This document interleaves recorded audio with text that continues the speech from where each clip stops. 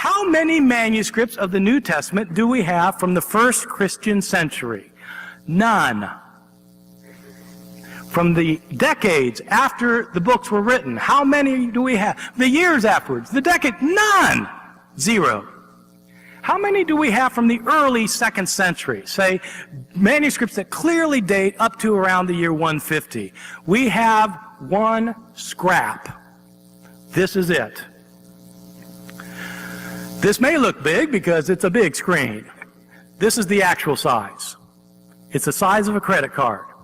It's written on both front and back. It's from John chapter 18. It has several verses on it. You can see this little scrap has parts of 7 lines on it.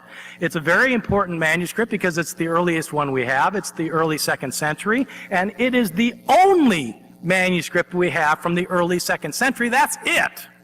How many complete manuscripts do we have from the 2nd and 3rd centuries? We're not just talking about decades now after these things were originally written and copied and mistakes made and mistakes replicated and then more mistakes made and more replicated. We're not talking about years or decades. We're talking about centuries. How many complete manuscripts do we have from the 2nd and 3rd centuries? None. 0. Well, if we have 5,500 manuscripts, where are they from? When are they from? Well, 94% of our surviving manuscripts come from the 9th century and later.